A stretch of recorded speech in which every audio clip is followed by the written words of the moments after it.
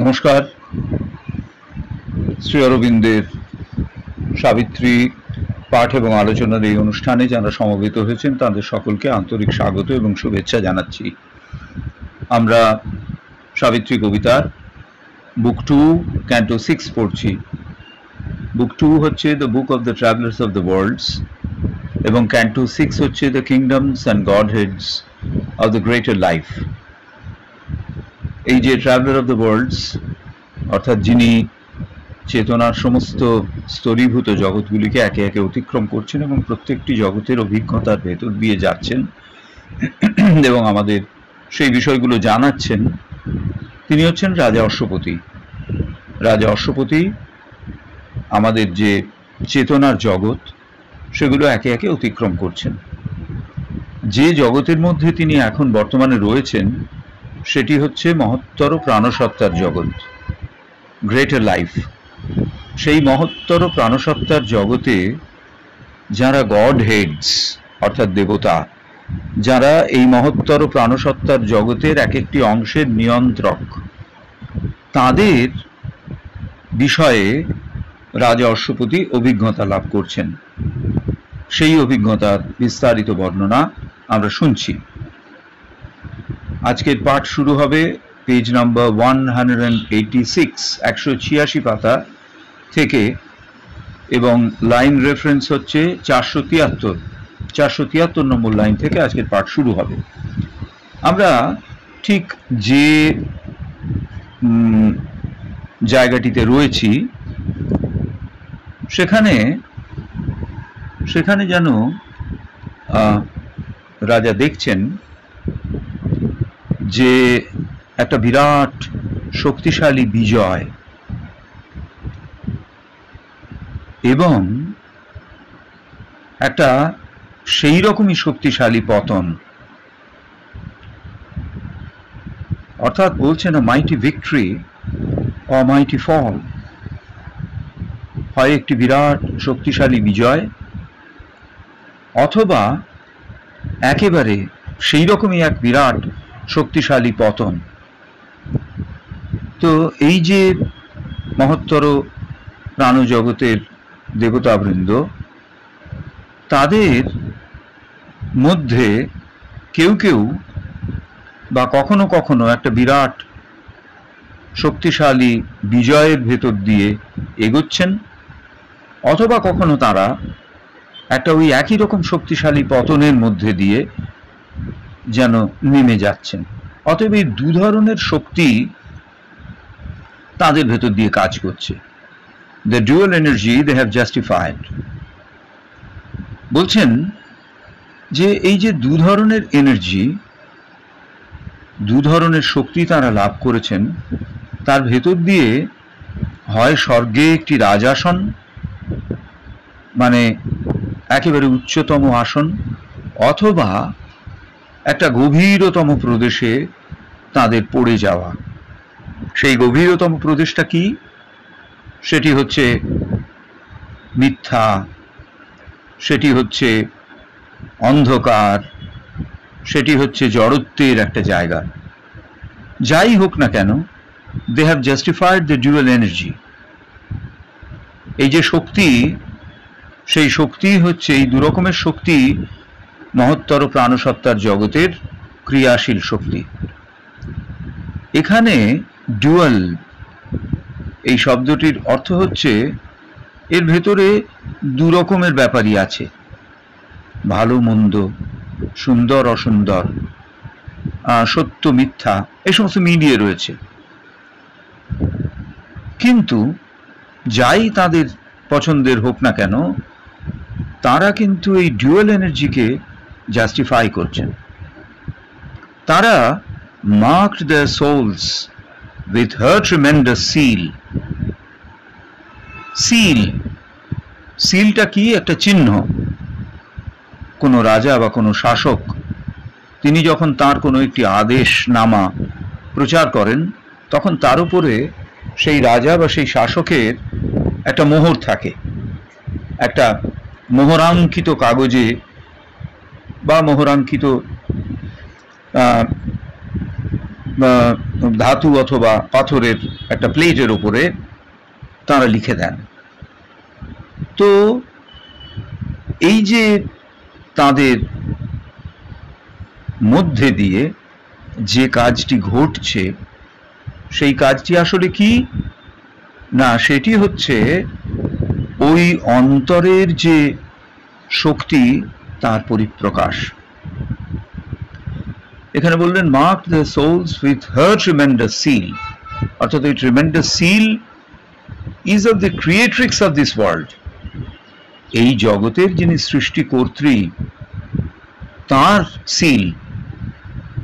whatever fate may do to them they have earned, এইটি কিন্তু তারা অর্জন করেছেন, ভবিতব্য তাদের যাই হোক না কেন। এবং তারা কিছু একটা করেছেন, তারা কিছু একটা হয়ে উঠেছেন। এটা শুধুমাত্র তারা যে অর্থহীন সাইফার তা কিন্তু নয়, তাদের সমস্ত প্রয়াস সব কাজ যে বৃথা গেছে তা নয়, তাদের ভেতরে কোনো না কোনো একটি কাজ হয়েছে। এখানে একটা জায়গায় একটুখানি লক্ষ্য করবার, আগের দিনে আমরা মেনশন করিনি, a mighty victory or mighty fall, a throne in heaven or a pit in hell। তো বলছেন যে এই লাইন দুটোর ভেতরে ভার্ব কোথায়? a mighty victory or mighty fall, a throne in heaven or a pit in hell। এর ভেতরে কোনো ক্রিয়াপদ আমরা পাচ্ছি না, এটি অনেক পরে এসছে। এই আমরা যে লাইনটি এখন পড়লাম, whatever fate may do to them they have earned, অর্থাৎ they have earned either the mighty victory or the mighty fall, either throne on the heaven or pit in the hell। This is what they have earned, এইটি তারা অর্জন করেছেন, বিজয় অথবা পতন, সিংহাসন অথবা একেবারে গভীরতম জায়গায় নেমে যাওয়া, যাই হোক না কেন তারা কিছু একটা করেছেন যার অর্থ আছে এবং তাৎপর্য আছে। তারপরে আমরা পড়েছি the matter is soul's result and not its cause, in a contrary balance to earth's truth of things the gross weighs less, the subtle counts for more, the inner values hangs the outer plan। এটিও আমরা পড়েছি। আমরা এমন একটি জগতে বাস করি যা সম্পূর্ণরূপে জড়ত্বের দ্বারা পরিচালিত এবং সবটাই জড় জগৎ, ফিজিক্যাল সাবস্ট্যান্স। তো এই যে ফিজিক্যাল সাবস্ট্যান্স, এটা কোত্থেকে এসেছে না, এটা একটা অন্তরের শক্তি থেকে এসেছে। এর ভেতরের একটা শক্তি, এর ভেতরে কি আছে না, the matter is soul's result and not its cause, অর্থাৎ অন্তরাত্মার ভেতর থেকেই যেন এটি নির্মিত হয়েছে। আমরা পেয়েছি এই জড়ত্বকে অন্তরাত্মার ভেতর থেকে, আউটপুট অফ ইনার পাওয়ার। এর not the origin or cause of the soul, অন্তরাত্মার সৃষ্টি বা সেটি তার কারণ তা নয়। তাহলে কি? Reflection of its inner nature, তার যে আন্তর প্রকৃতি তার একটা প্রতিফলন, যেন রিফ্লেকশন অফ ইনার নেচার। এইটা কিভাবে রয়েছে বলছেন, in a contrary balance of earth's truth of things, অর্থাৎ এই পৃথিবীর ভেতরকার যা কিছু তার যে সত্য, সেই সত্যের দুটো বিভিন্ন দিককে যেন অদ্ভুতভাবে একটা ভারসাম্যের মধ্যে ধরে রাখা হয়েছে। আমরা যখন ব্যালেন্স কথাটি বলি তখন আমরা সেই আগেকার দিনের দাঁড়িপাল্লার কথা ভাবি। দুদিকে দুটো স্কেল প্যান আছে, একদিকে দেওয়া হচ্ছে ওজন, আরেক দিকে চাপানো হচ্ছে যে বস্তুটিকে আমরা ওজন করছি সেইটি। তো এখানে যেন ওজন যে চাপানো হয়েছে সেটা হচ্ছে our inner nature, our soul. সেই অনুসারে ডান দিকে দেওয়া হচ্ছে দ্য ম্যাটার, অর্থাৎ জড়বস্তুকে। এই যে জড়বস্তুর সঙ্গে অন্তরাত্মার একটা পারস্পরিক সম্পর্ক, এখানে আমরা দেখেছি রাজা, মানে কবি রাজার মুখ থেকে এই কথাটি আমাদের কাছে শোনাচ্ছেন, দ্য গ্রস ওয়েজ মো। সাধারণত কি হয়, পার্থিবতায় আমরা যখন দেখি তখন দেখি যেটা গ্রস, জড়, তার ওজন বেশি, যা সূক্ষ্ম তার ওজন কম। আমরা সেই ডেনসিটিতে পড়েছি। কিন্তু রাজা বলছেন রাজা দেখছেন এই সূক্ষ্ম প্রাণসত্তার জগতে the subtle which counts for more, তার গুরুত্ব জড়ের থেকে অনেক বেশি।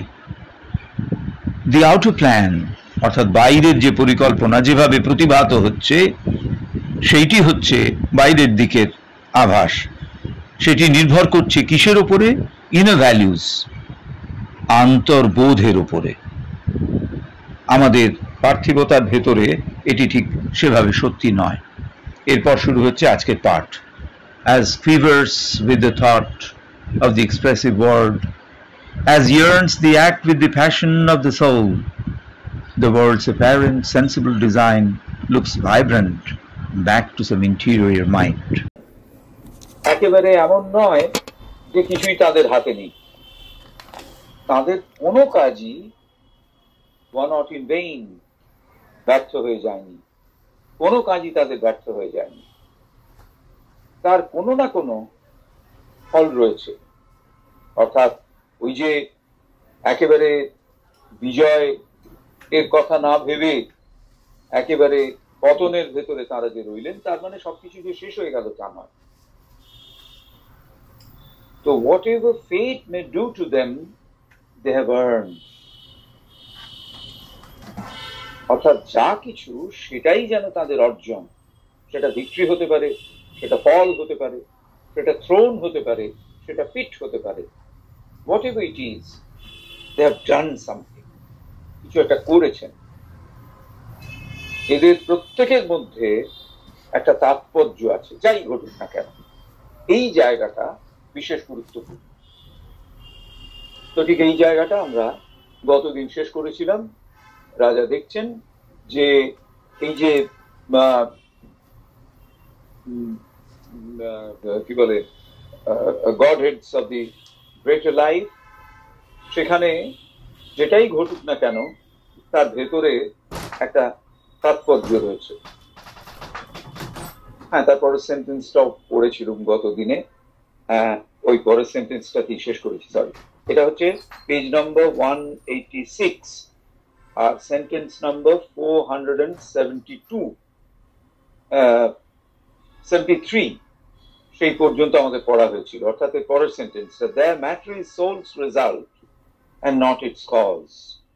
এটি একটি ভয়ঙ্কর গুরুত্বপূর্ণ বাক্য, ভীষণ গুরুত্বপূর্ণ একটি বাক্য। বলছেন আমাদের জগতে কি হয়? আমাদের জগতে ম্যাটার, সেটাই হচ্ছে একেবারে সব থেকে গুরুত্বপূর্ণ বিষয়। ডমিনেট করে আমাদের এই পার্থিবতার ভেতরে যা, তা হচ্ছে ম্যাটার। বাকি যা কিছু সে সবই যেন সাবজেক্ট টু দ্য ম্যাটার। সুতরাং আমাদের কাছে মনে হয় যেন প্রাণ এবং মন, চেতনা এবং আত্মা, এরা সবই যেন ডেরিভেটিভস অফ ম্যাটার। জড়ের থেকেই যেন এদের উৎপত্তি। কেননা যেহেতু সমস্ত জড় জগৎ নিয়েই আমাদের প্রাথমিক এগিয়ে চলা, সেই জন্যে এখানে কবি বললেন যে matter is soul's result and not its cause. হ্যাঁ, এবারে আমরা যখন গ্রেটার লাইফে যাচ্ছি সেখানে কিন্তু জাস্ট উল্টো। আমাদের পার্থিবতার ভেতরে আমরা যেমন ম্যাটারকে ধরে শুরু করছি, এবং এমনকি আমাদের প্রাণ মন সবই সাবজেক্ট টু ম্যাটার। কিন্তু গ্রেটার লাইফের ক্ষেত্রে matter is the result of the soul. The matter has come, it has been derived from soul. সুতরাং এই যে একটা অন্যরকম বিষয়, কবি এটাকে বললেন, in a contrary balance towards truth of things the gross weighs less, the subtle counts for more. অর্থাৎ এখানে গ্রেটার লাইফে, গ্রেটার ইয়েতে, লাইফ ওয়ার্ল্ডে, গ্রেটার লাইফ ওয়ার্ল্ডে একটা যেন কন্ট্রারি ব্যালেন্স, অর্থাৎ এই ভারসাম্যটা যেন উল্টে যাচ্ছে। যেমন আমরা যখন কিছু কিনতে যাই তখন কি হয়, আমরা বলি 1 গ্রাম চিনি দাও। তার মানে ট্র্যাডিশনাল যে দাঁড়িপাল্লা, তাতে প্রথমে আমরা বাঁদিকে ওই যত ওজনের জিনিস চেয়েছি সেইটা রাখি। এবারে ডান দিকের পাল্লায়, মানে যিনি বিক্রেতা, তিনি বাঁ দিকের পাল্লায় বাটকারাটা রাখলেন এবং ডান দিকের পাল্লায় যেটা ওজন করছেন সেটা একটু একটু করে দিয়ে দিয়ে ব্যালেন্স করছেন। তো যখন আমরা পার্থিবতার ভেতরে আছি তখন বাঁ দিকের পাল্লাটাতে বিক্রেতা রাখছেন ম্যাটারকে, এবং ডান দিকের পাল্লায় লাইফ, মাইন্ড, সোল, এগুলো সব ধীরে ধীরে ওজন হচ্ছে। But the system is absolutely opposite when we take into consideration of the greater life world. মহত্তর প্রাণসত্তার জগতে কন্ট্রারি ব্যালেন্স, অর্থাৎ সেখানে বাঁ দিকে যেন সোল, এবারে সোল এর সাপেক্ষে যেন একটু একটু করে আমরা ম্যাটারে আসছি। সেই জন্যে বললেন the gross weighs less, the subtle counts more. অর্থাৎ যত, এখানে ওয়েজ মানে the amount of gross. If we want to balance the gross for particular amount of subtle, so then we will have to use greater quantity of gross to balance with less amount of subtle. অর্থাৎ সূক্ষ্মটা কম দিতে হবে, জড়টা যেন অনেক বেশি দিতে হবে। অর্থাৎ জড়ের কার্যকারিতা, তার প্রকৃতি, সেটা সব নির্ভর করছে সূক্ষ্ম চেতনার উপরে। On inner values hangs the outer plan. On inner values hangs the outer plan. অর্থাৎ আমার অন্তরের যে ভ্যালুস, যে বোধ, যে মূল্যবোধ, তার উপরে বাইরের পরিকল্পনাটা নির্ভর করছে। তো এই যে একটা চমৎকার তুলনা দুটির ভেতরে, সেটি রাজা অনুভব করছেন, উপলব্ধি করছেন, যখন তিনি ওই সূক্ষ্ম মানে মহত্তর প্রাণ সত্তার জগতে পৌঁছেছেন। সেই সময় এই ব্যালেন্সটাকে, রিভার্সিং অফ দ্য ব্যালেন্স তিনি উপলব্ধি করছেন।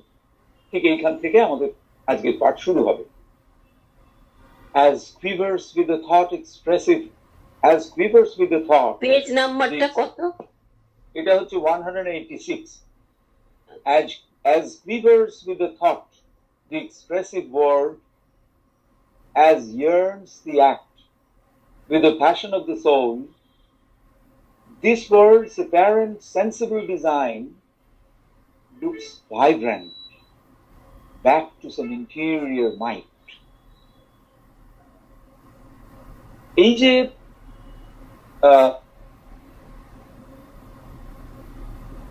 বলছেন এক্সপ্রেসিভ ওয়ার্ড, তার মানে উচ্চারিত শব্দাবলী। মানুষ যখন কোনো বক্তব্য উচ্চারণ করে বলেন, এক্সপ্রেসিভ ওয়ার্ড, অথবা তিনি যখন কিছু লেখেন, মানুষ যখন কিছু লেখে, এই যে প্রকাশ করছে মানুষ নিজেকে, এই প্রকাশটা আসলে কি? আসলে এটা হচ্ছে তার ভেতরে যে চিন্তা আছে তারই একটা বাহ্য রূপ, এবং এই বাহ্য রূপ কুইভার্স, তার ভেতরে একটা স্পন্দন জাগে। সেই স্পন্দনটা হচ্ছে আসলে চিন্তার স্পন্দন, সেইটি প্রকাশিত হয় ওই শব্দের ভেতর দিয়ে, উচ্চারিত শব্দের ভেতর দিয়ে, লিখিত শব্দের ভেতর দিয়ে। এইটি হচ্ছে এক্সপ্রেসিভ ওয়ার্ডের সিগনিফিকেন্স, তাৎপর্য। বলছেন যে একই রকম ভাবে একটা অত্যন্ত ছোট্ট, প্রায় বোঝা যাচ্ছে না, এইরকম যে কোনো একটা কাজ কখনো কখনো তার ভেতর দিয়ে অন্তরাত্মার যে ইচ্ছা তারও প্রকাশ ঘটে। As yearns the act with the passion of the soul, অর্থাৎ অন্তরাত্মার ভেতরের একটা ইচ্ছা আছে, সেই ইচ্ছা প্রকাশিত হয় কাজের মধ্যে দিয়ে, অ্যাক্ট। যেমন উচ্চারিত শব্দ বা লিখিত শব্দের ভেতর দিয়ে চিন্তার স্পন্দনের পরিপ্রকাশ ঘটে, তেমনি অন্তরাত্মার ভেতরকার যে স্পন্দন তার পরিপ্রকাশ ঘটে কাজের মধ্যে দিয়ে। এগুলো হচ্ছে এক একটি উদাহরণ যেভাবে আমাদের অন্তরের যে রিয়ালিটি, বাস্তবতা, সেইটির সঙ্গে আমাদের বাইরের যে পরিপ্রকাশ তার সঙ্গতি আমরা আবিষ্কার করতে পারি। এই মহত্তর যে প্রাণসত্তার জগৎ, তার যে কবি বললেন অ্যাপারেন্ট সেন্সিবল ডিজাইন, অর্থাৎ অ্যাপারেন্ট ডিজাইন, প্রতীয়মানতা, বাইরে থেকে যে চেহারাটা আমরা দেখতে পাচ্ছি, যে বিভঙ্গটা আমরা দেখতে পাচ্ছি, যে বিভঙ্গটিকে সেন্সিবল আমরা ইন্দ্রিয় গ্রাহ্যতার মধ্যে আনতে পারছি, looks vibrant back to some interior mind.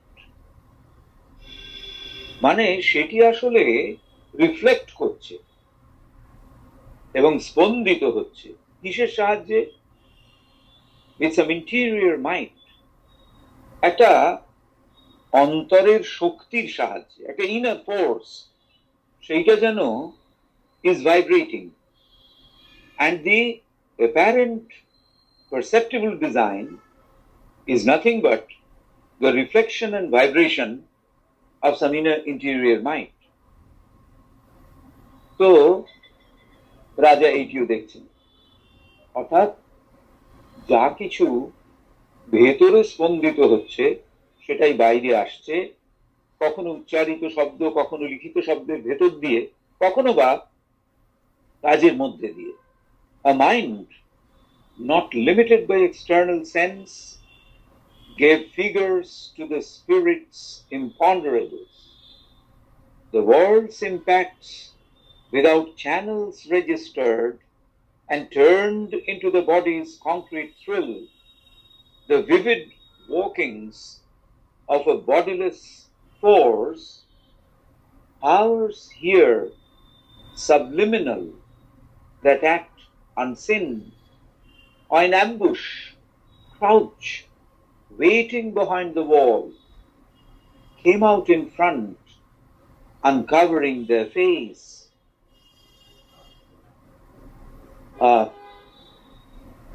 এই পৃথিবীতে, এই জগতে, মহত্তর প্রাণসত্তার এই জগতে রাজা অশ্বপতি দেখছেন মাইন্ড, এমন একটি মন চেতনাকে যা বাহ্য চেতনার দ্বারা সীমায়িত নয়। This is what is the truth in our earthly mind. আমাদের যে পার্থিব মন, তা যেন সম্পূর্ণভাবে সীমায়িত হয়ে রয়েছে এক্সটার্নাল সেন্সেস, ইন্দ্রিয় গ্রাহ্যতার দ্বারা। অর্থাৎ মন কাজ করে ইন্দ্রিয় গ্রাহ্যতার সীমার ভেতরে। আমাদের সাধারণ যে ফিজিক্যাল মাইন্ড আমরা যাকে বলি, অর্থাৎ জড় বা শরীরের সঙ্গে সংশ্লিষ্ট যে শারীর মানুষ, সেইটি ভীষণভাবে প্রভাবিত হচ্ছে এই ইন্দ্রিয় বোধের দ্বারা। কিন্তু মহত্তর প্রাণসত্তার জগতে মন কিন্তু ইন্দ্রিয় গ্রাহ্যতার দ্বারা সীমায়িত নয়, যার ফলে মনের পক্ষে সম্ভব হয় to give figures to the spirit's imponderables. Imponderable কথাটির যদি একেবারে ঠিক ঠিক মানে ধরা যায়, তাহলে সামথিং দ্যাট ক্যানট বি ওয়েইড, ওজন করা যায় না যাকে ইম্পন্ডারেবল। এটা ব্যবহারে এর যেমন বাগর্থ সম্প্রসারিত হয়েছে, সেই জন্যে এটি এখানকার অর্থ হচ্ছে description of something which cannot properly be explained, এমন একটা কিছু বিবরণ যাকে ঠিক ঠিকভাবে ব্যাখ্যা করা যায় না। অর্থাৎ যখন আমরা ইন্দ্রিয় গ্রাহ্যতার সাহায্যে কোনো একটি বোধে পৌঁছই, তখন তার একটা সুনির্দিষ্ট চেহারাতে আমরা পৌঁছতে পারি। কিন্তু ফলে সেই ইন্দ্রিয় গ্রাহ্যতার দ্বারা প্রভাবিত মন চেতনা ওই অভিজ্ঞতার একটি নির্দিষ্ট রূপে পৌঁছয়। কিন্তু যে মন ইন্দ্রিয় গ্রাহ্যতার অভিজ্ঞতার দ্বারা সীমায়িত নয়, সে কি করে না, সে এমন সমস্ত অন্তরাত্মার এমন সমস্ত বিষয়কে রূপদান করে যা ইন্দ্রিয় গ্রাহ্যতার নিরিখে খুব স্পষ্ট করে বুঝে নেওয়ার মতো নয়, ইম্পন্ডারেবল। আমরা নিশ্চিত হতে পারি না ইন্দ্রিয় গ্রাহ্যতার ভেতর দিয়ে ভাবলে এটা এরকমই। কিন্তু যেহেতু ওই মহত্তর প্রাণসত্তার জগতের মন চেতনা ইন্দ্রিয় গ্রাহ্যতার উপর নির্ভরশীল নয়, সেই জন্যে সে ওই রকম ভাবে তার একটা চেহারায় পৌঁছতে পারে। A mind not limited by external sense gave figures to the spirit's imponderables. The world's impacts, without channels registered and turned into the body's concrete thrill, the vivid walkings of a bodiless force. এখানে আরেকটি দিক থেকে কবি বিষয়টি বললেন। মন যা ইন্দ্রিয় গ্রাহ্যতার দ্বারা সীমায়িত নয়, তার পক্ষে সম্ভব নানান রকম রূপ দান করা অন্তরের সেই সব স্পন্দনেরও যাকে ঠিক বোঝা যায় না। আরো তার পক্ষে সম্ভব কি না, সেই সব প্রভাবকে রূপায়িত করা যেগুলো কিভাবে আসে, উইদাউট চ্যানেলস। আমাদের যে চ্যানেল, যে প্রণালীর ভেতর দিয়ে বোধ এসে পৌঁছয়, সেটি হচ্ছে ইন্দ্রিয় গ্রাহ্যতা, তার ভেতর দিয়ে এসে পৌঁছয়। আমাদের মস্তিষ্ক কিছু কিছু প্রভাব গ্রহণ করে, সেগুলো মূলত ভেতরে প্রবেশ করে, মানে মস্তিষ্ক পর্যন্ত যায় ইন্দ্রিয়ের মধ্যে দিয়ে, চোখ, কান, নাক, জিহ্বা, এইসবের ভেতর দিয়ে, জ্ঞানেন্দ্রিয়গুলোর মধ্যে দিয়ে, তার সঙ্গে সংযুক্ত স্নায়ুর পথ বেয়ে তা আমাদের মস্তিষ্কে গিয়ে পৌঁছয়। সেখানে তাদের একটা ইন্টারপ্রিটেশন হয়। কিন্তু মন এই সব কাজটাই করতে পারে without using the external sense. বাইরের বোধকে বাদ দিয়েই এই কাজটা করতে পারে। তাদের মনে তখন এই মহত্তর প্রাণসত্তার জগতের মনের এই চ্যানেলগুলোর ভেতর দিয়ে আসার বাধ্যতা থাকে না। একেবারে direct connection with the world around ইট, প্রত্যক্ষ যোগ যেন রয়েছে জগতের সঙ্গে। সুতরাং impacts without channels that can also register there, এবং এটি টার্ম বদলে দিতে পারে কাকে? The vivid workings of a bodiless force. Bodiless force. অর্থাৎ আমাদের ভেতরে একটা শক্তি, আমরা যখনই আমাদের শক্তির কথা ভাবি তখনই আমাদের তার সঙ্গে অবধারিত ভাবে দেহের একটা সম্পর্ক এসে যায়। একজন খুব জোরালো দৃষ্টিশক্তি সম্পন্ন, তার ক্ষেত্রেও কিন্তু ওই ইন্দ্রিয়ের বা দেহের একটা ভূমিকা রয়েছে। শারীরিক শক্তি তো বটেই শরীর, কিন্তু vivid workings of a bodiless force into the body's concrete thrill, একটা আনন্দময় অনুভূতি যা শরীরের উপরে একটা কংক্রিট, মানে একটা একেবারে প্রত্যক্ষতার ভেতর দিয়ে অনুধাবন যোগ্য একটা রোমাঞ্চ যেন রেখে গেল। এমনকি তখনও যখন যে শক্তির সাহায্যে সেটি এলো সেই শক্তিটি হচ্ছে বডিলেস, অর্থাৎ not through a defined channel, neither through a defined sense organ. তা সত্ত্বেও সেই রকম নিরবয়ব একটি শক্তির সাহায্যে সেই খবর পৌঁছানো সত্ত্বেও সেটি কি হলো না, কবি এখানে বললেন the vivid workings, তার যে কাজটা, সেই নিরবয়ব শক্তির যে কাজ সেটা vivid মানে ফুল অফ লাইফ। এগুলো আমরাও মাঝে মাঝে অনুভব করি। কিরকম? আমাদের যখন ভেতরে একটা খুব জোরালো আবেগ তৈরি হয়, একটা ইন্টেন্স ইমোশনাল ফোর্স, তখন আমরা ভেতরে ভেতরে অনুভব করতে পারি এবং সেটা একটা শরীরী সেন্সেশনের ভেতরেও, শরীরী অনুভবের মধ্যেও আমরা তাকে পাই। বিবিধ কথাটা ব্রাইটলি কালার্ড অথবা স্ট্রাইকিং এভাবে ব্যবহার হয় এখানে আর কি, জীবন্ত, যাকে বুঝে নিতে কোনো অসুবিধে হয় না, সেই রকম।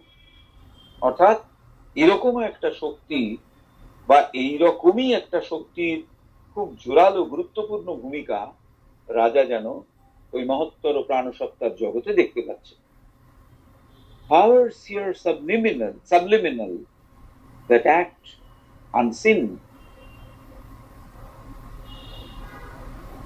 অশ্বপতি সচেতন হচ্ছেন অনেক রকমের প্রাণশক্তির ব্যাপারে যারা লুকিয়ে রয়েছে আমাদের শরীরী অনুভবের থেকে।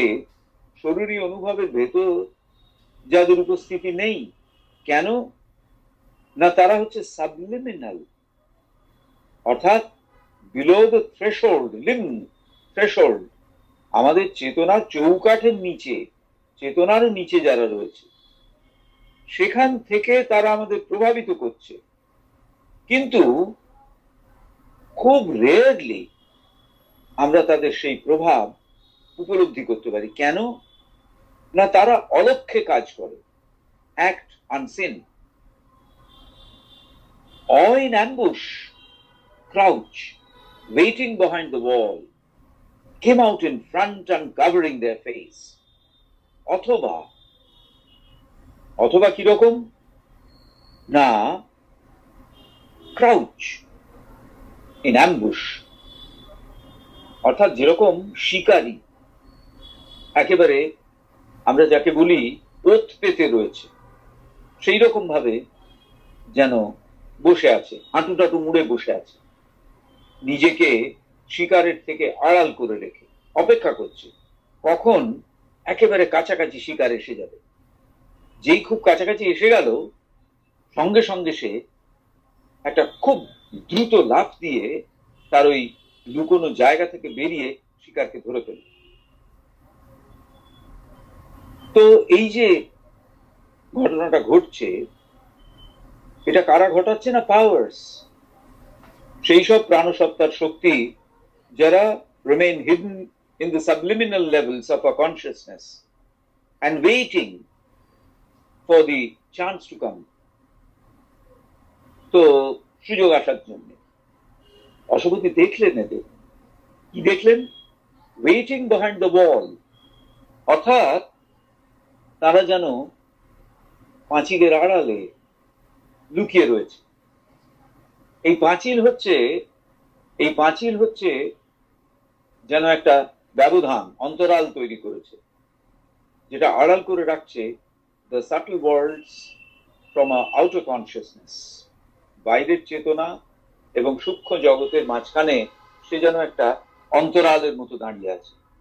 যতক্ষণ না দে সি এন অপরচুনিটি, তারা একটা সুযোগ পাচ্ছে, তখন তারা নিজেদের দেখায়, coming out in front and covering their face.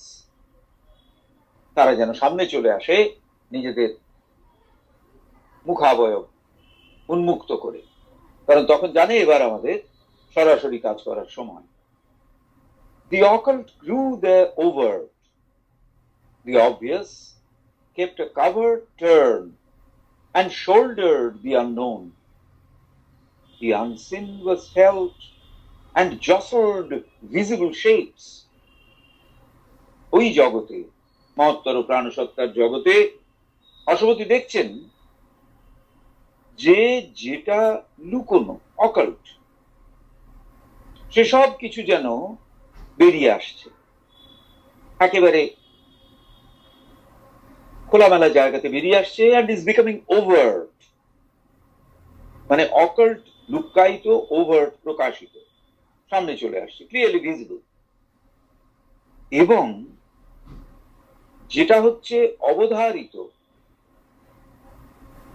while what is obvious gives a covered turn, সেটা যেন একটা অন্তরাল থেকে কিছু একটা কাজ করছে, লুকিয়ে রয়েছে রহস্যজনক একটা জায়গায়। কোথায়? Close to the unknown. Occult drew their overt, the obvious kept a covered turn and shouldered an unknown. অর্থাৎ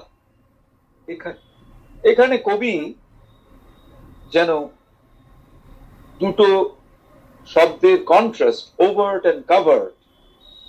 কাভার্ট মিনস সিক্রেট, লুকোনো, overt means open, in full view. তো বলছেন ওই মহত্তর প্রাণসত্তার জগতে যা পার্থিব ক্ষেত্রে লুকোনো সেটা ওভার্ট হয়ে যায়, উন্মুক্ত হয়ে যায়। যা পার্থিব ক্ষেত্রে লুকোনো সেটা যেন নিজেকে উন্মুক্ত করে দেয় সেখানে। অ্যান্ড হোয়াট ইজ অবভিয়াস, যেটা অবধারিত পার্থিব জগতে, সেটা keep something hidden and mysterious about it. ওই জগতে সে যেন নিজেকে কিছুটা আড়াল করে রাখে, রহস্যময় কিছু। অ্যান্ড শোল্ডার্ড দি আননোন, শোল্ডার্ড মানে হচ্ছে রিমেইনস ভেরি ক্লোজ। আমরা বলি না shoulder two shoulder with something, খুব কাছাকাছি। তো খুব কাছাকাছি, যেমন একটা ভিড়ের জায়গায় প্যাকড কোনো একটা ট্রেনে আমরা উঠেছি, সেখানে থাকি, সেই রকম। The unseen was felt and jostled visible shapes. অর্থাৎ যেন একটা জসলিং হচ্ছে, ভীষণ ভিড়ের ভেতরে কেউ একজন বেশ মুতোমুতি করে এগোতে চেষ্টা করছে, তার নিজের জায়গা খুঁজে নেওয়ার চেষ্টা করছে। তো কবি এখানে বলছেন যে ইনভিজিবল ওয়ার্ল্ড, অদৃশ্য জগতের ভেতরকার যে অজানা শক্তি, সেইটি close to the visible one, সেইটি যেন একেবারে যা দেখা যাচ্ছে তার খুব কাছাকাছি এবং তাকে ইনফ্লুয়েন্স করছে। কিভাবে না, ওই রকম জসলিং করে সামনে এগিয়ে গিয়ে। তারপরেই বলছেন, আরেকটু ব্যাখ্যা করছেন, in the communion of two meeting minds, in the communion of two meeting minds, thought looked at thought and had no need of speech. Emotion catched emotion in two hearts. They felt each other's thrill in the flesh and nerves, or melted each and grew immense as when two houses burn and fire joins fire. বললেন, যখন এই অদেখা এবং সূক্ষ্ম বিষয়গুলি একেবারে কাছাকাছি চলে আসে এবং ডমিনেন্ট, বেশ প্রমিনেন্ট হয়ে পড়ে, একদম সমস্ত বিষয়টিকে পরিচালনা করছে এরকম জায়গায় এসে পড়ে, তখন ঠিক কথার আর প্রয়োজন হয় না, বাক্যের আর প্রয়োজন হয় না। যোগাযোগের মাধ্যম হিসেবে বাক্যের তখন আর প্রয়োজন হয় না। রবীন্দ্রনাথের একটি গানে আছে, যারা কথা দিয়ে তোমার কথা বলে তারা কি করে, একের কথা আরে বুঝতে নাহি পারে, শুধু কথার বেড়া তৈরি হয়। তারপর কবি বলছেন, যারা কথা ছেড়ে বাজায় শুধু সুর, তাদের সুরে আপনি মেলে নিকট হতে দূর। বোঝে বা নাই বোঝে, থাকে না তার খোঁজে। অর্থাৎ এই যে কমিউনিয়ন, মানে ডিরেক্ট কমিউনিকেশন, কার বিটুইন টু মিটিং মাইন্ডস, দুটি মন যেন পরস্পরের সঙ্গে মিলিত হতে চাইছে, সেখানে কোন speech is not always needed. এখানে কি হয়, thought looked at thought and had no need of speech. অর্থাৎ চিন্তার সঙ্গে চিন্তার যেন একেবারে সরাসরি একটা যোগাযোগ হয় এবং কোন রকম বাক্যের দরকার হয় না। দুটি উদাহরণ আমাদের চোখের সামনে। মা যখন আশ্রমে, সে সময় আমার অনেক ভক্ত আসতেন বাংলা থেকে, মহিলা গৃহবধূ, সেই বিগত শতাব্দীর প্রথম দিকে, যাদের প্রথাগত শিক্ষা ছিল না, ইংরেজি জানতেন না, ফরাসি তো নয়, তারা নিজেদের কথা মাকে বাংলায় বলতেন, মা সব বুঝতে পারতেন। একই রকম ভাবে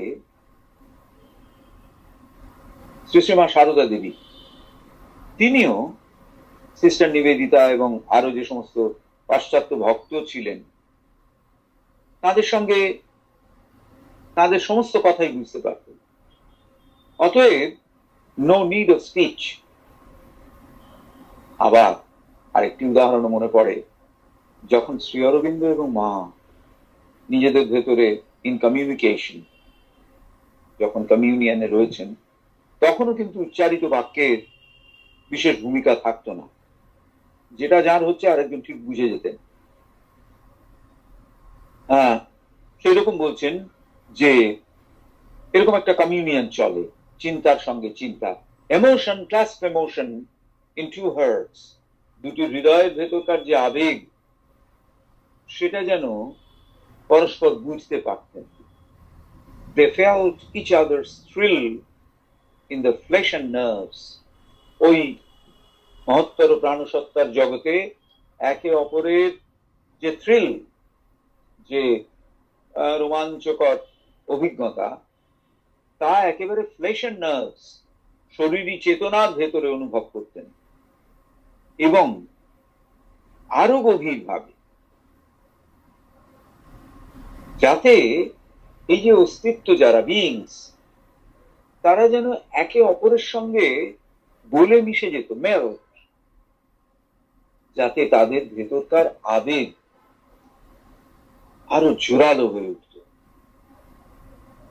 Immense, as when two houses burn and fire joins fire. পাশাপাশি দুটি বাড়িতে আগুন লেগে গেলে যখন দুই আগুনকে আর আলাদা করা যায় না, সেই রকম ঘনিষ্ঠ ভাবে পরস্পরের আবেগকে বুঝতে পারছেন, চিন্তাকে বুঝতে পারছেন ওই মহত্তর প্রাণসত্তার লোকে। শুধু তাই না, hate grappled hate, and love broke in on love. Will wrestled with will on mind's invisible grounds. Other sensations passing through like waves left quivering the subtle body's frame. Their anger rushed galloping in brute attack, a charge of trampling hooves on shaken soil.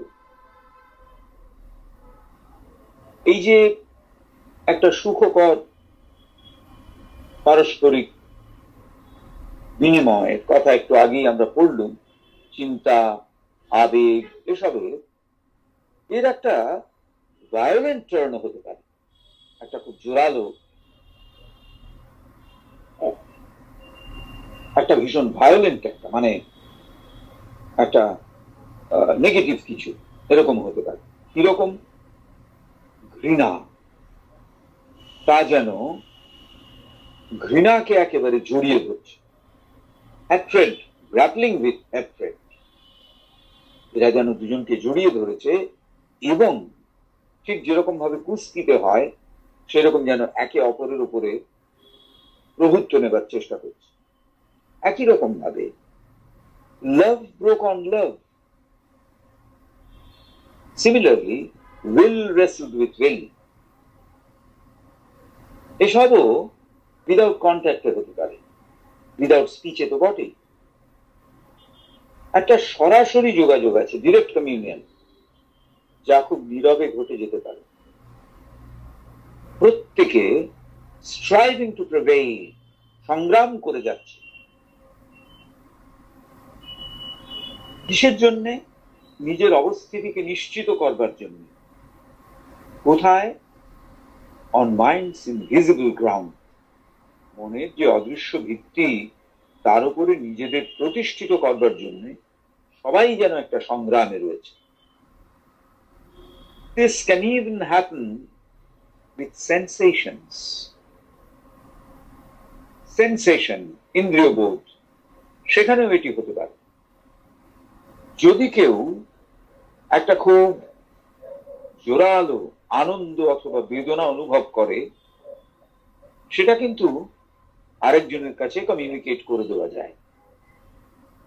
আবার অন্যের sensation, other সেন্সেশনস can pass through the subtle body like waves. সূক্ষ্ম সত্তার ভেতর দিয়ে wave, তরঙ্গের মতো অন্যের অনুভূতি আরেকজনের অন্তরে প্রবেশ করে, এবং যদি তা খুব জোরালো হয়, শক্তিশালী হয়, তারা ওই শরীরকে স্পন্দিত রেখে দিতে পারে, স্পন্দন জেগে উঠতে পারে শরীরে। যেমন আবার একটি উদাহরণ, অ্যাঙ্গার, রাগের ক্ষেত্রে একজনের থেকে আরেকজনে চলে যাচ্ছে। এই যে শক্তি, সেই শক্তি মে রাশ গেলাপিং ইন, সে একেবারে যেন লাফিয়ে লাফিয়ে এগিয়ে যেতে পারে। যেমন খুব শক্তিশালী ঘোড়া কোথায় এগিয়ে যাবে? Galloping in brute attack, a charge of trampling hooves on shaken soil. যদি আমরা কখনো আক্রান্ত হই এইরকম ঘোড়ায় চড়া কোনো একজন আক্রমণকারী কাছে, আক্রমণকারী যদি আমাকে আক্রমণ করেন, তাহলে একটা টেরিবল এক্সপিরিয়েন্স হতে পারে যদি আমি না জানি আমাকে প্রোটেক্ট করতে। এখানেও সেই রকমই একটা কথা কবি বলছেন। One felt another's grief invade the breast, another's joy exulting ran through the blood.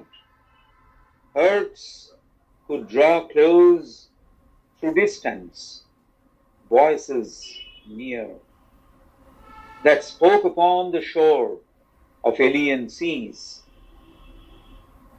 মোটামুটি এতক্ষণে আমরা বুঝতে পেরেছি যে এই যে সূক্ষ্ম স্তরের যে কমিউনিকেশন, যোগাযোগ, তা শুধুমাত্র যে সেন্সেশন, ভেতরের বোধ, তার সঙ্গেই তার সম্পর্ক তা নয়। এমোশন অনেকটাই বাইরের, যেটা তার সঙ্গেও তার সম্পর্ক আছে। কোন একজন অনুভব করতে পারে কি another's grief, আরেকজনের কষ্ট, যদি কিরকম ভাবে অনুভব করতে পারে না তার নিজের মতো করে, সেরকম আরেকজনের আনন্দ সে নিজের আনন্দের মতোই উপলব্ধি করতে পারে। এই যে দুরকম বিষয়, নিজের মতো করে উপলব্ধি করা আর অন্য উপলব্ধি করছে সেইটা দেখে নিজের মধ্যে তার প্রতি একটা করুণার উদ্রেক, এই দুটোর মধ্যে যেন কবি পার্থক্য করতে চাইছেন।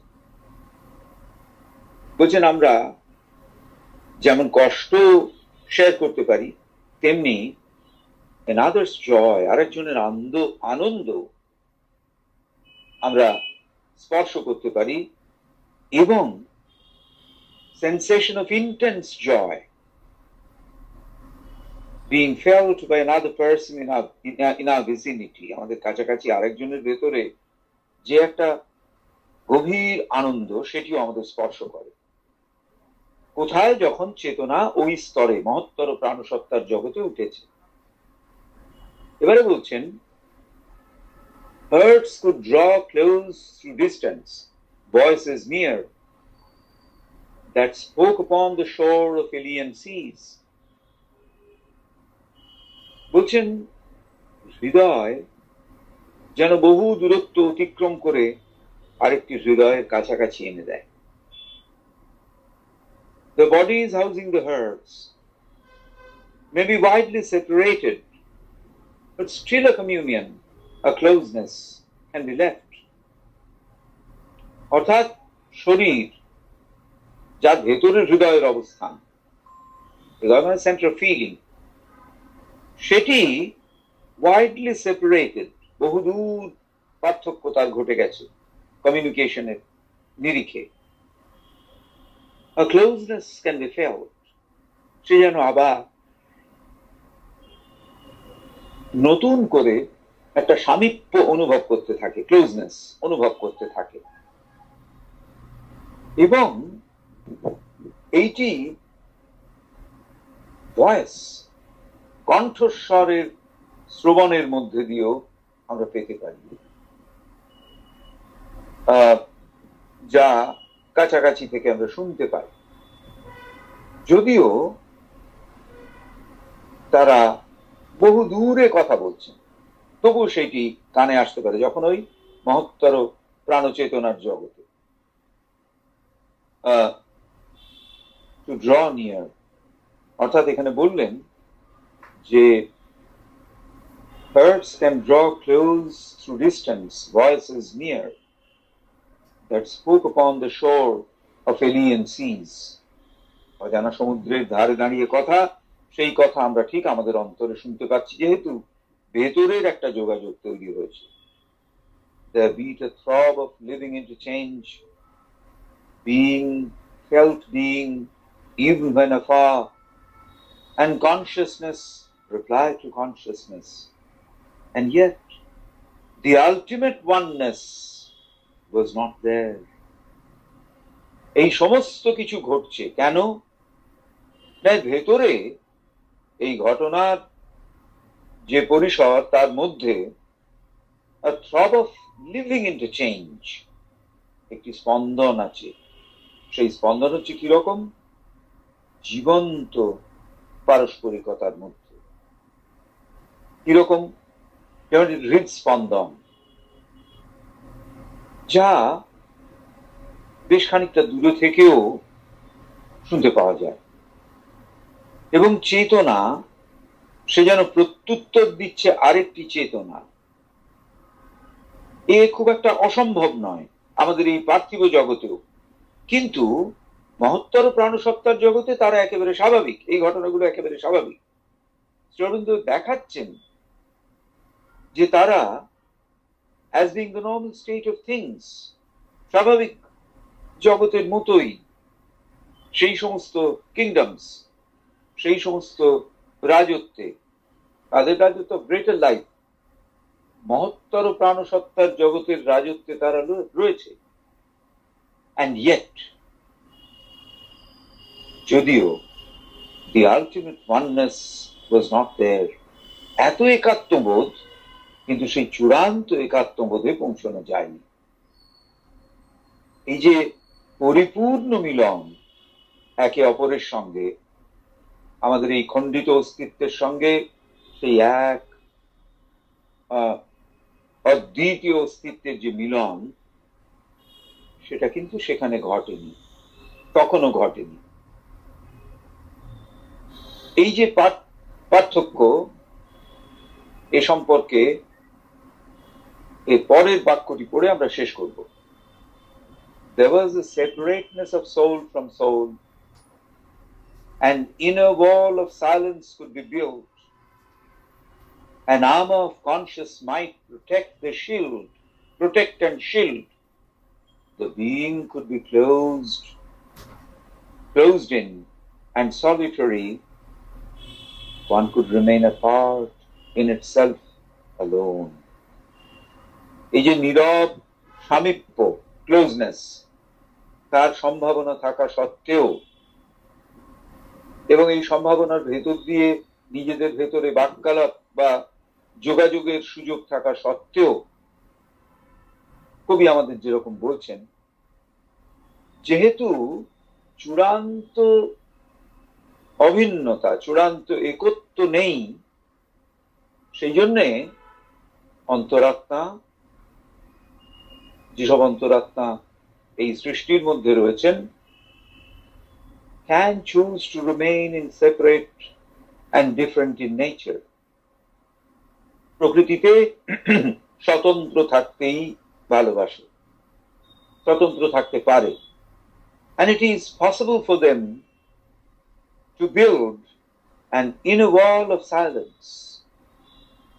ওই যে inner wall of silence বলা হলো, সেটি যেন নিজেদের চারিদিকে তারা প্রত্যেকে গড়ে তোলে। যদি তারা মনে করে, তাহলে তারা নিজেদের সংরক্ষিত করবে এবং নিজেদের সংরক্ষিত রাখবে, একটা শিল্ড তৈরি করে। আর কি থাকবে? With an armour of conscious mind, সচেতন শক্তির বর্ম পরে, অফ কনসিয়াস স্ট্রেংথ, সচেতনতার যে শক্তি, তাকে অবলম্বন করে। এই যে মাইন্ড বলে শব্দটি, সেইটি সাধারণত আমাদের কাছে আমরা ভার্ব হিসেবে ব্যবহারটা পেয়েছি। এটি হচ্ছে মে এর পাস্ট টেন্স, কিন্তু এখানে একে ব্যবহার করা হয়েছে নাউন হিসেবে। এর মানে হচ্ছে strength. An armor of conscious might can protect and shield them so fast, if they so wished. The being could remain closed in and solitary, alone. One could remain apart in self alone. একা যেন রয়েছে। সেখানে এত রকম সম্ভাবনা আছে সূক্ষ্ম স্তরে যোগাযোগের, এবং সেখানে রিসেপটিভিটিও আছে। বলছেন, to be able to protect oneself by remaining walled in and solitary was necessary. অর্থাৎ এই পারঙ্গমতা তাকে অর্জন করতে হবে। আজকে আমরা এইখানেই শেষ করছি। যদি কারোর কোনো প্রশ্ন বা সংযোজন থাকে তাহলে করতে পারেন। গৌতমদা, হ্যাঁ বলুন। an inner wall of silence could be built, এই লাইনটার একটু মানে বুঝতে পারিনি। আচ্ছা, এই যে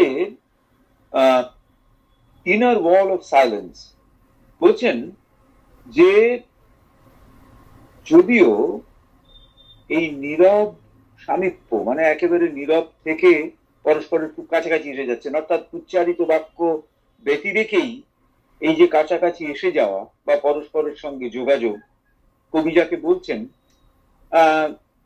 সেইটি ওই উচ্চতর প্রাণসত্তার জগতে একেবারে খুব স্বাভাবিক, কিন্তু তবুও আলটিমেট ওয়াননেস তখনও সেখানে আসেনি।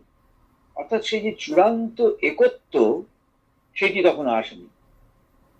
অন্তরাত্মা বিভিন্ন রয়েছেন অনেকে, তারা তখনও পর্যন্ত তাদের সেই স্বাধীনতা দেওয়া আছে যে তারা আলাদা থাকবেন এবং তাদের প্রকৃতি আলাদা হবে এটা মেনে নেবেন। ফলে it is possible for them to build an inner wall of silence around themselves. অর্থাৎ সেই জন্য তারা আবার নিজেদের চারিদিকে একটা নীরবতার প্রাচীর গড়ে তুলবেন। অতএব নীরবতাকে দুভাবে কবি ব্যবহার করলেন। একদিকে হচ্ছে উচ্চারিত বাক্য ব্যতিরেকে পরস্পরের সঙ্গে মিলিত হওয়ার উপায়, আবার সেই উপায়কেই, যেহেতু তাদের মধ্যে চূড়ান্ত একত্বের পরিস্থিতি তখনও সৃষ্টি হয়নি, সেজন্য সেই নীরবতাকেই আবার তারা নিজেদের থেকে একে অপরের থেকে বিচ্ছিন্ন রাখবার একটা উপায় হিসেবে ব্যবহার করলেন। একদিকে কমিউনিকেট করবার উপায়, একদিকে বিচ্ছিন্ন রাখবার উপায়। প্রোটেক্ট অ্যান্ড শিল্ড বলছেন সেই রকম আর কি। তো এইটা বোঝাবার জন্য একবার করে বলে দিন সলিটারি। একবার ওই বলে দিন। হ্যাঁ হ্যাঁ বলছেন, তাহলে ওইটা থেকেই বলি যে তাহলে ইনার ওয়াল অফ সাইলেন্স তৈরি হলো, যদি তারা ইচ্ছে করে তার তৈরি করতে পারেন এবং সেভাবে তারা নিজেদের প্রোটেক্ট করতে পারেন। কিসের সাহায্যে? An arm of conscious mind, সচেতন শক্তি। কনসিয়াস মাইন্ড, সচেতন শক্তি, তার একটা বর্ম যেন তারা পরে নিয়েছে। সচেতন শক্তিটা কি না, to use silence as a separating wall, সেইটা যেন তারা তাদের চারদিকে পড়ে নিয়েছে। মানে কি? হ্যাঁ, কোনটা? আরমান মানে বর্ম। ওই যুদ্ধে যে বর্ম পড়ে না, যাতে আঘাতটা না লাগে, সেইটাই। আর্ম অফ কনসিয়াস মাইন্ড, অর্থাৎ সচেতন শক্তি, প্রোটেক্ট অ্যান্ড শিল্ড, যাতে তারা একেবারে নিরাপদ থাকেন। The being could be closed in and solitary. ফলে কি হচ্ছে, ওই যে সত্তা, তিনি যেন ক্লোজড ইন, অর্থাৎ তার চারদিকে একটা ওয়াল তুলে নিজেকে বন্ধ করে রাখলেন এবং একা হয়ে গেলেন, solitary. One could remain apart in self alone. কেউ যদি মনে করেন সেটাও করতে পারেন ওই মহত্তর প্রাণসত্তার জগতে। এইটাই আর।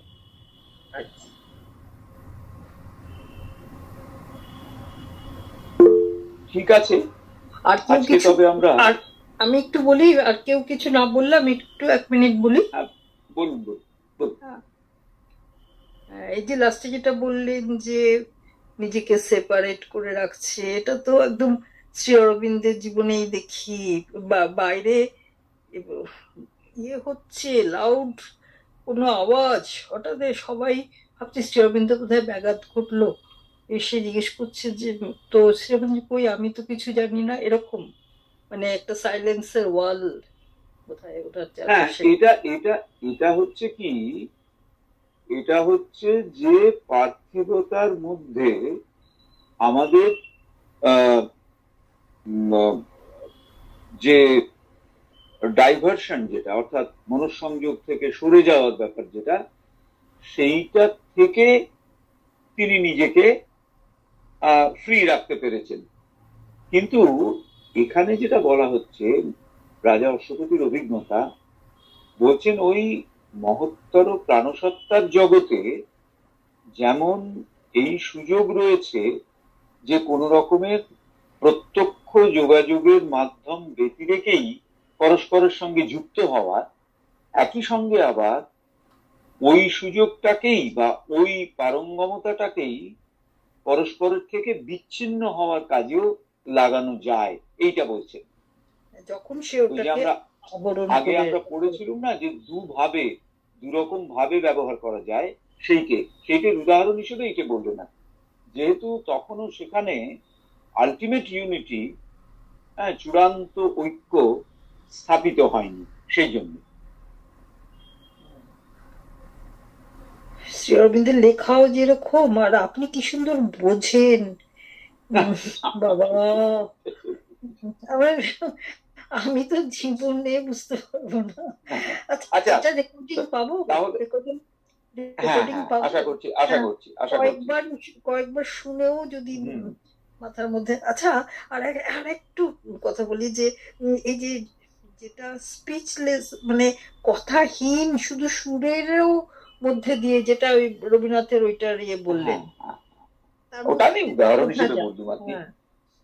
সেটার একটা একদম উদাহরণ ওই যে মুকুল দে, যিনি আর্টিস্ট, রবীন্দ্রের সাথে বেড়াতে গিয়েছেন, তার স্ত্রী বীণাদি, তার মুখে শোনা আমাদের শ্রী রবীন্দ্র নিলয়ে।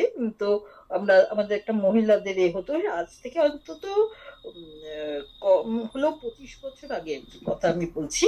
তো উনি আসতেন দুপুরবেলা, আমাদের একটা গ্যাদারিং হতো। তো উনি বলছিলেন যে ওনার বহু আগের স্মৃতি, যে এরকম সকালবেলা এখন রবীন্দ্রসঙ্গীত হচ্ছে ওনার বাড়িতে। তো তখন খুব ভোরবেলায়, তারপরে